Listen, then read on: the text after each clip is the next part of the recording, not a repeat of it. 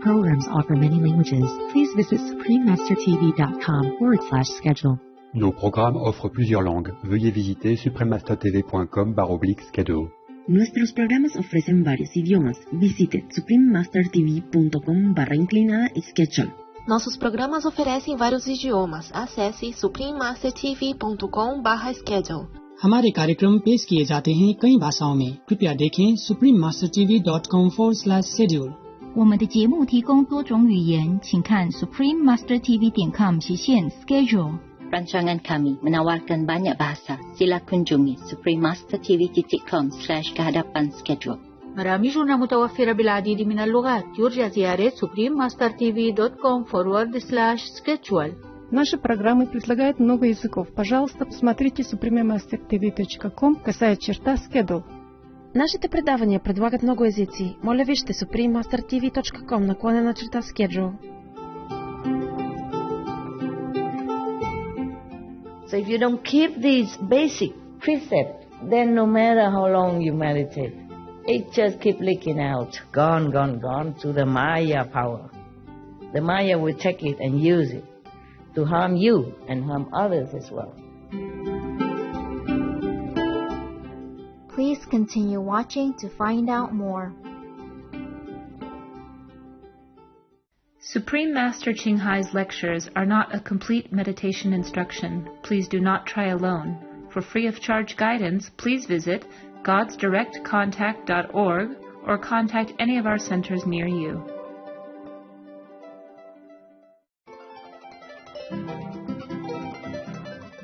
Today's episode will be presented in English with subtitles in Arabic. Aulas is also known as Vietnamese, Chinese, Czech, English, French, German, Hindi, Hungarian, Indonesian, Japanese, Korean, Malay, Mongolian, Persian, Polish, Portuguese, Punjabi, Romanian, Russian, Spanish, Telugu, and Thai.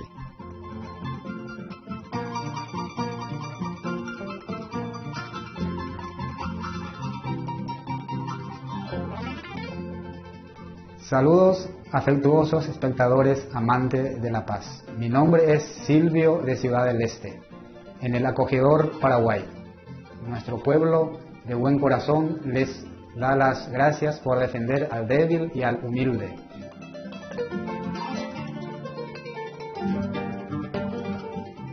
Paraguay, en lengua indígena, significa río perteneciente al mar. Sus verdes colinas ondulantes, sus ricos suelos y sus exuberantes bosques pristinos impresionaron tanto a los primeros exploradores que lo llamaron un segundo Edén.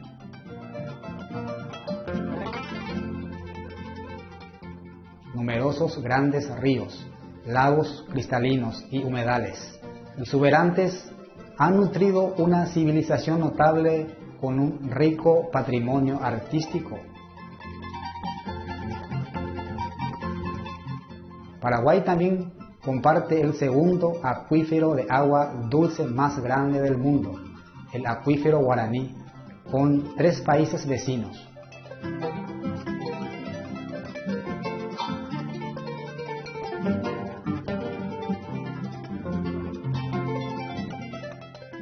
Los paraguayos manifiestan un amplio espectro de relaciones armoniosas entre el hombre y el agua, y el hombre y la naturaleza. Las abundantes bendiciones de la naturaleza han ayudado a los paraguayos a perfeccionar el arte de la hospitalidad.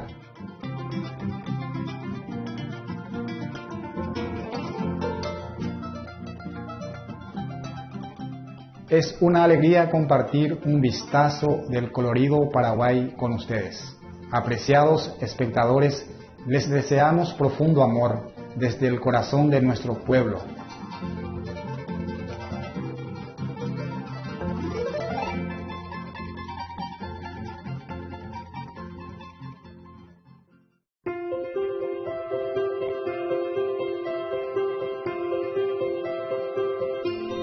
Durante más de 3 décadas, la maestra suprema Ching Hai ha iluminado nuestro mundo con sus enseñanzas divinas.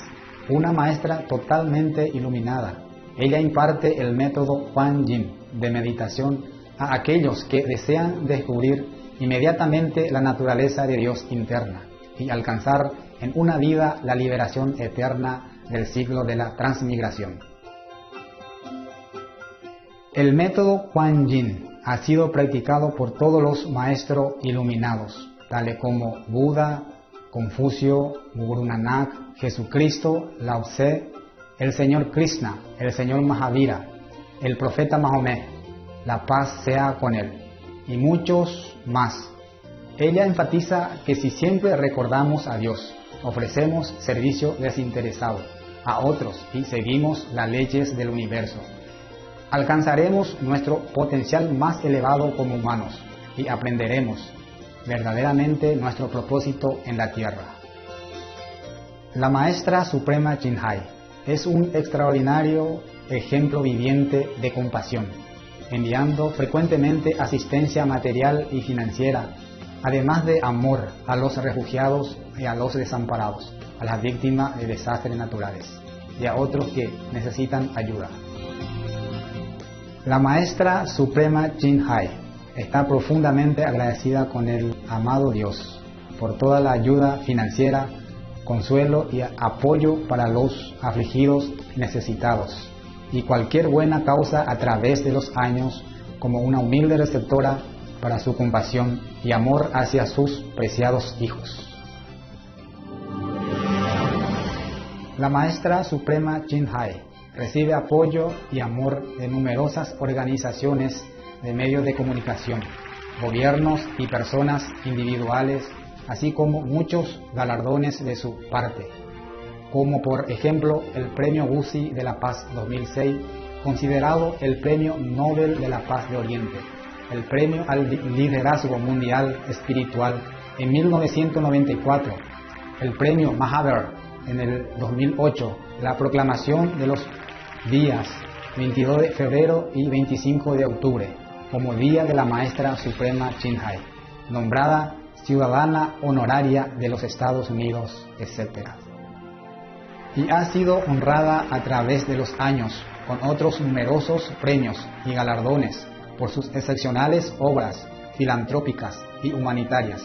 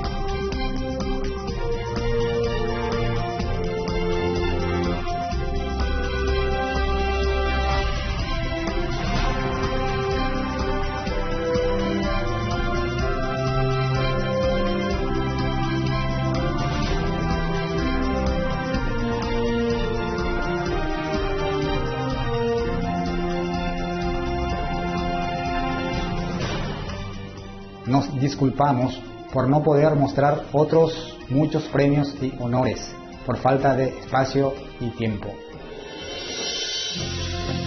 Como verdadera voz para nuestros preciosos amigos animales, la Maestra Suprema Chinhai promueve la pacífica y amorosa dieta a base de productos vegetales y prevé, con el despertar de la humanidad hacia lo sagrado de todas las vidas, un tranquilo y glorioso mundo completamente vegano, donde los animales y las personas vivan en dichosa armonía. Sus iniciativas para difundir la tendencia vegana son diversas y entre ellas se incluyen la distribución del volante de vida alternativa, los restaurantes veganos internacionales, Loving Heart, empresa de productos de alimentación veganos, productos de piel vegana, Supreme Master Television, además de hablar regularmente con influyentes líderes de gobierno y medios de comunicación y participar en conferencias televisadas sobre el cambio climático, etc. Tanto si somos conscientes de ello como si no, sus esfuerzos han tenido una enorme influencia sobre la conciencia mundial del estilo de vida respetuoso con los animales y de cómo esta manera benevolente puede traer paz duradera entre las naciones, a la vez que salvamos nuestro planeta del cambio climático y de los desastres. A lo largo de los años, la Maestra Suprema Chinhai ha viajado por todo el mundo, desde las Américas hasta África, desde Europa hasta Oceanía, y ha ofrecido cientos de discursos al público y a sus discípulos sobre muchos temas espirituales. Hoy tenemos la bendición de presentar una de estas inspiradoras conferencias titulada El Surangama Sutra. Las 4 instrucciones claras e inalterables sobre la pureza, abstenerse de robar y mentir, parte 3 de 7 entre maestra y discípulos, dada en inglés el 23 de diciembre del 2018 en la Tierra Nueva, Taiwán, también conocida como Formosa.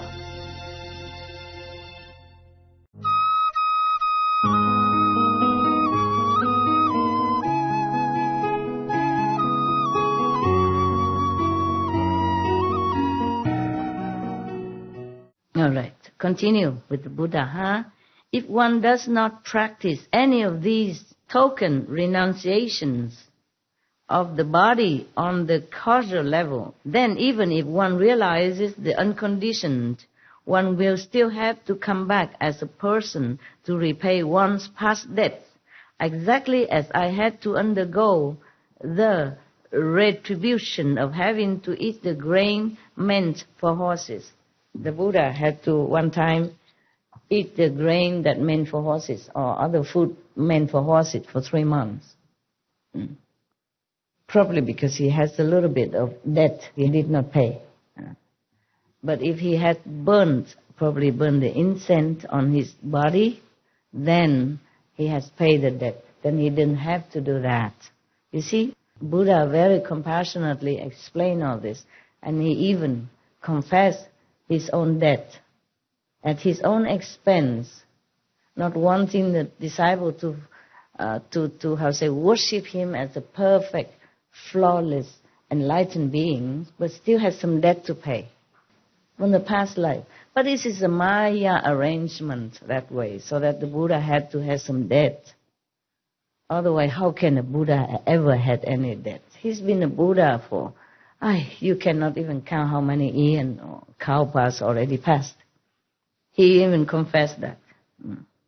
He has mentioned that if you burn a candle or incense or finger or one incense stick, even one incense stick on their bodies, anywhere, he didn't say on the head, but on their bodies, and then will in that moment repay their debts from beginningless of time.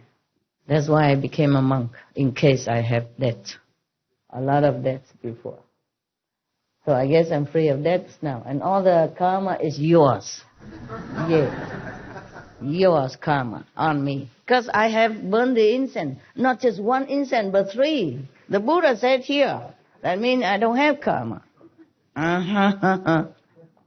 Actually, before that, before I became official monk, I was in some ashram, yeah. You know, walking, going from one ashram to another, looking for masters. And several people always look at me and say, oh, you don't have any karma. Look at my hand, or look at my face. So, oh, you have a bodhisattva eyebrow. I don't know what bodhisattva eyebrow look like, but I did have it according to them. And look at my arm and my hands. Oh, you have no karma. Not at all. That was before I became a monk. Okay? Yes. And then I became Tibetan monk. And I became Hindu monk. And then finally become Buddhist monk. I try all traditions. So, if I wasn't clean by the Tibetan monk married, then I was clean by the Hindu monks married. If not, then I triple it by become Buddhist monk. So actually, I was free of karma. So whatever happened to me is all your fault. Your fault. Lovely karma, yes. It's nice to blame somebody else. It's easy. The most easy way, you know, is to blame everybody else. Yeah. I do the same. It's fun. Okay, now, when, the Buddha continued, when you teach people in the world to cultivate samadhi, they must also cease stealing. This is the third clear and unalterable instruction on purity given by the first come one and the Buddhas of the past and the honor ones in the past. I mean, many Buddha. One Buddha after another, all the Buddhas teaching this way, all the saints, all the first come ones teach this way. The precept is important. That's why even if you become a monk or not even you burn incense, or you still need to take precept. You take the precept so that you always go straight, you know. I give you only 5 precepts and you complain and sometimes you don't keep some of it. If you become a monk, 200 something precepts, monks and nuns similar, understand me, in the Buddhist tradition. I don't want to tell you this, because if you know it, you have to keep it. Because you're lay people, so I cannot tell you. You understand me? Yeah. All kind of precepts you have to keep, not just 5 precepts. But these 5 precepts, even as Buddha mentioned here, are the main one. Okay? Because if you don't keep your mind pure from lust, other precepts also will be kind of depleting and, how you say, lacking. Okay? For example, if you're lusting after a woman, and maybe she's already married, or she's unattainable, and then, I don't mean you, I mean some people who lacking of moral standard or lacking of self-control might try to find a way to harm anyone that get into his way to possess that woman of his desire. And then other precepts can also be broken. Therefore, the 5 precepts are the mother of other precepts, okay? Right. Keep them. Keep them with your life, okay? It's not just a written words. It is your life. It's your guaranteed shine for happiness ever after. Even if you stray from my teaching, keep the 5 precepts, okay? Because if you don't, you will be very terribly regret when you go to hell and undergoing all kind of payback punishment. Okay, huh? I don't want that to happen to any of you or anybody at all. But you already been taught right from wrong, so you do keep it, huh? It's not that difficult. 5 precepts is a very simple rules which should not be even a precept. It should be like a standard living way of a human, a decent human, not to talk about saint or practitioner or anything like that. Keep them. In Catholicism or Hinduism or Jainism, they all keep precepts. They all have this kind of basic ahimsa, No harming to others. Yes? And stealing is also harming others in a different way. Yeah? Because if you steal somebody money or something that he or she needs, then you discomfort that person. You make her and him, hers or his life not smooth, and then you make him worry and then distracting him or her from their daily routine or efficiency to their work, whatever they're doing. So when you do something, think twice, okay, before you do it. That's all, very simple. Whatever not yours, even if worthless, don't take. Very simple, okay? Is that difficult? No. Been told decades already, huh? The Buddha tell Ananda that when you teach people in the world to cultivate samadhi, remember, because Ananda asked the Buddha, how in the future can I help all the beings, even though I myself are not very highly developed, I'm not, maybe not saved yet, but I want to save others. I want to try. So the Buddha teach him all this, yeah? So he continued to say, when you teach people in the world to cultivate samadhi, meaning after Buddha is gone, nobody there, then if you want to teach others, and teach them all this, all the above mentioned, regulation, precept, principle, okay? And plus, if they want to cultivate samadhi, they must also cease stealing, yeah? Don't steal anything. This is the third clear and unalterable, uncompromisable. That is the real truth. Nothing can replace it. No killing. No unethical sexual relationship. Okay? No stealing. Even if you're married, you have to, taper off. The master in India, even they are married. Many of them do. Yeah. Because they married already before they became a master, or even afterward. But they have couple interaction only 3 times a year, just to make children, to do the tradition family. That's all. Not because they're lustful after that, just kind of duty.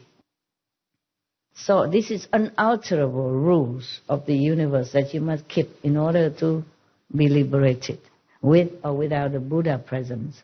Now, therefore, Ananda, if cultivators of chant, samadhi, in meditators, do not cease stealing, they are like someone who pours water into a leaking cup and hopes to fill it. I mean, useless. Useless. You waste your time. If you pour water into a leaking cup, will the water stay inside? No.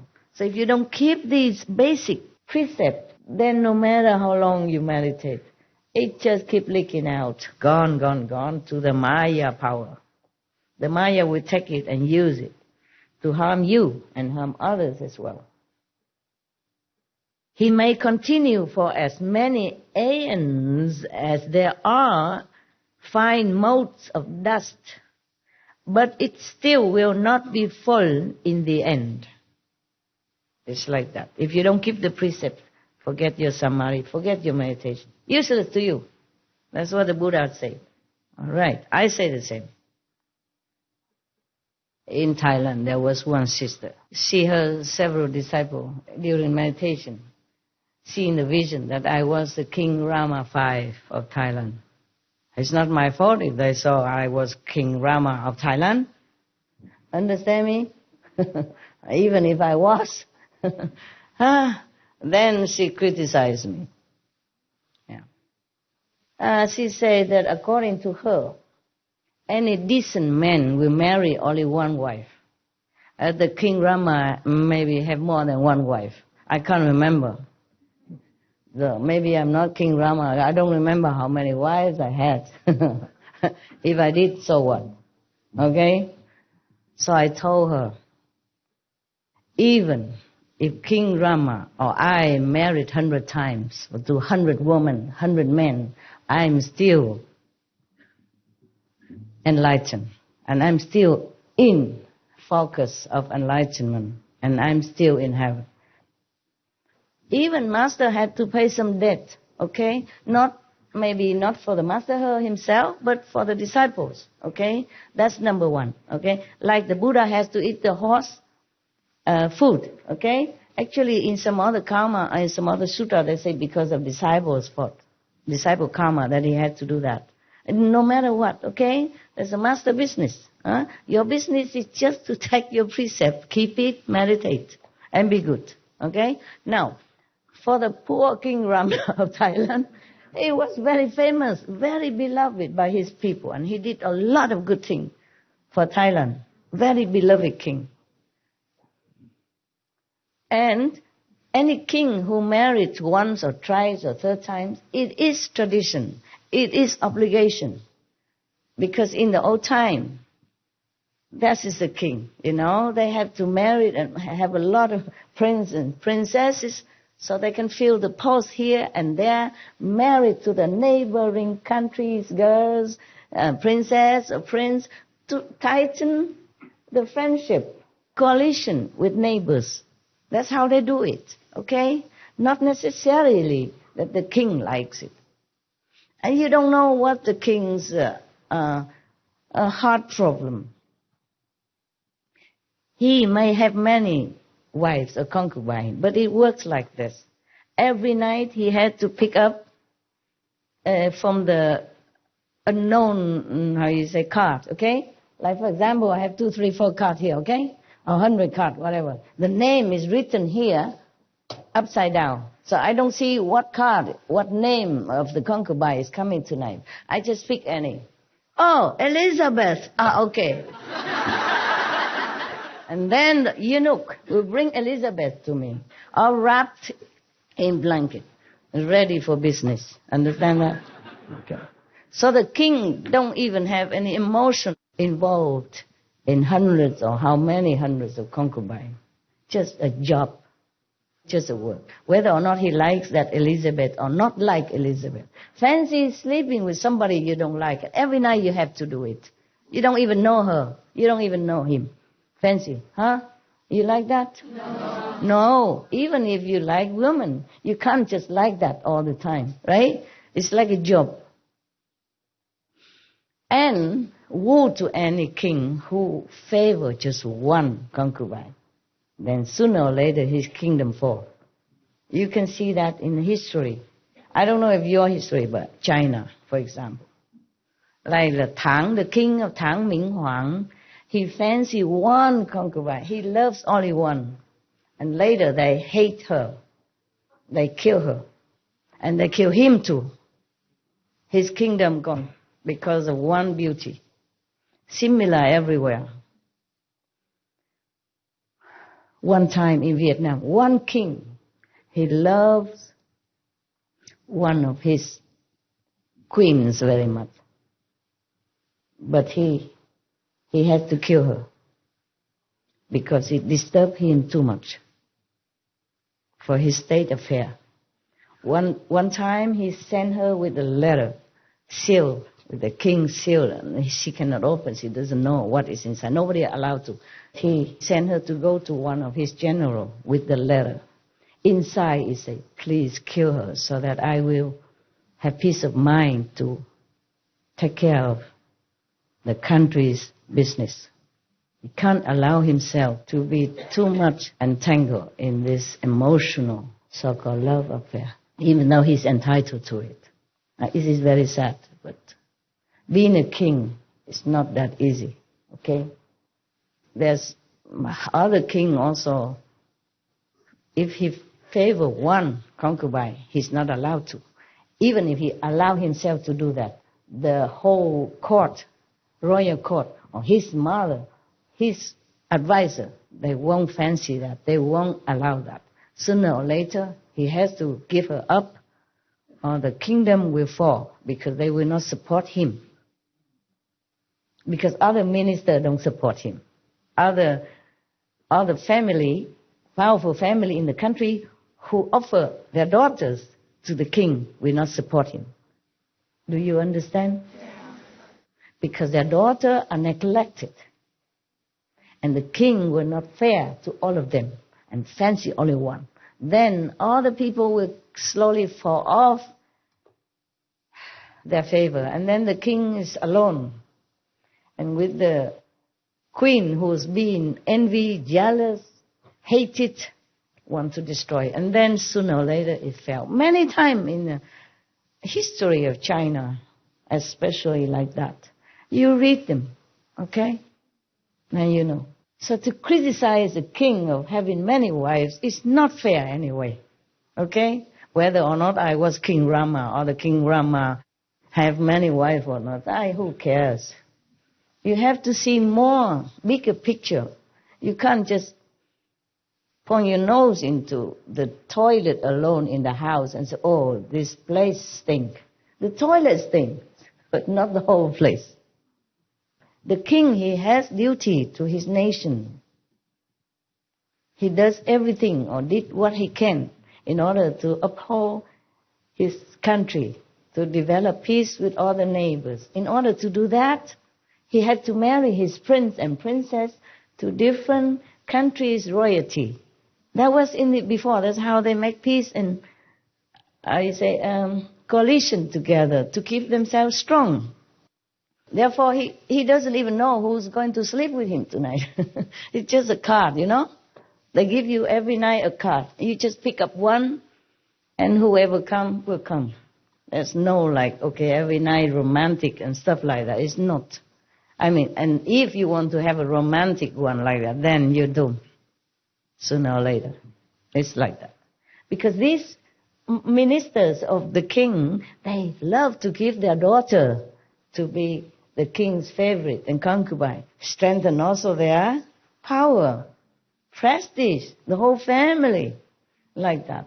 Even then, no benefit, but the wife of the king, my daughter. Of course, any father wants that. Any mother loves that. And therefore, the king was offered many from the minister or sub-ministers or the generals or the, whatever you name it. Yeah? They all have, if they have daughter, they offer to the king. And the king has to accept it. So that they will be loyal to him, support him. Yeah? Make him strong and the country stable. If the king alone, how can he do anything? Yeah? Even though he's so-called supposed to be the most powerful, but he doesn't have anybody support him. The general don't want to protect him. The minister don't want to help him. The ambassadors don't want to make relationship better with the other country. How the kings are going to go on anything? In the old time, relying on that. You see, nowadays we have many more better communication system. Yeah, we can go directly to another country. Being a king, you can go directly, or minister or prime minister, you can go and shake hands with a neighbor country quickly. In the old time, you have to rely on all these supports around you. All support you get. Therefore, he has to have many wives. And he has to be fair to all of them, and that is the rule. He cannot pick one or two or three. Just have to treat all of them. Every night he has to sleep with one different woman. And they take turn, you know. If they have 100, then he has to keep every night one until the 100's done and then return. He cannot have one wife, 2 nights, 3 nights. Just one. He likes it or not like it. It's like that. Even in China history, one king, he cannot have children. It's just like some men don't have children somehow, you know. Maybe their destiny, maybe they are not potent. So that king has no children at all with all his queens and, second queens, third queens, concubines. No one bear him any child. He is impotent. So what they do? Every night or every now and then they make a party in the palace secret chamber somewhere. And they let the young, handsome, able, potent men go into there and have party with the concubines. And then all the children are born from there, become prince and princess, and also marry off outside as a royal members. So the king still can strengthen his relationship with neighborhood country, even though he himself has no children. He does that. Very good. You see, so the king cannot even afford jealousy, not possessiveness of any concubine, even though if he is important, he cannot even afford to feel bad and then don't let other men come in and sleep with his so-called wives. He does that for the country. That is the man. No matter how many wives he has, he's a good king. You capiche now? Yes. You have to have wisdom, fairness, and IQ. Okay? Not just judging a little petty here, petty there. It's no good. Okay? It's a little mundane, but you should know a little bit. Okay? Being a king, it's not that easy. Nowadays, king doesn't have to have many wives anymore. But even then, I remember some decades ago, one queen of a country cannot bear children, and the king had to abdicate her. And she has to be dismissed because she couldn't bear children. King have to have children. To continue the royal lineage is an obligation.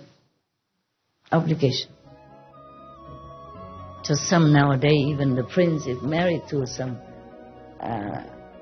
lady, even royalty or not, she has to bear children, and right away, almost right away after wedding. Before that, they can be boyfriend, girlfriend for years, but have nothing. After marriage, immediately have children. You can see that, you know that.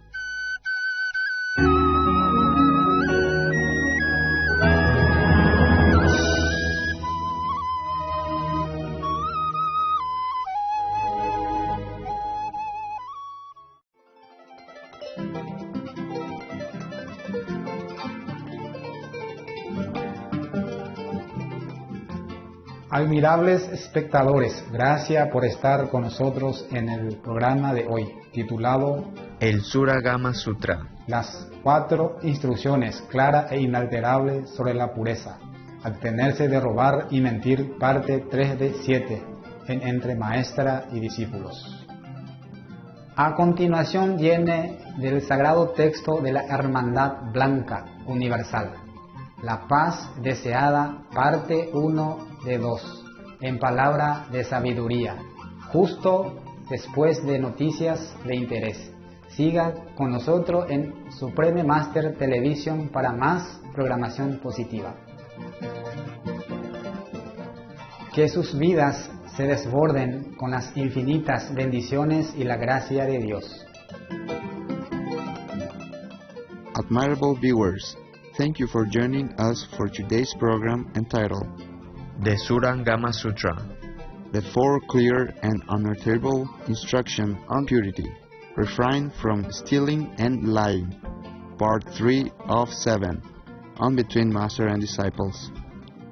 Coming up next is, from the sacred text of the Universal White Brotherhood, The Desired Peace, Part 1 of 2, on Words of Wisdom, right after Noteworthy News. Please stay tuned to Supreme Master Television for more positive programming. May your lives overflow with God's boundless blessings and grace. Our programs offer many languages. Please visit suprememastertv.com/schedule and suprememastertv.com/BMD.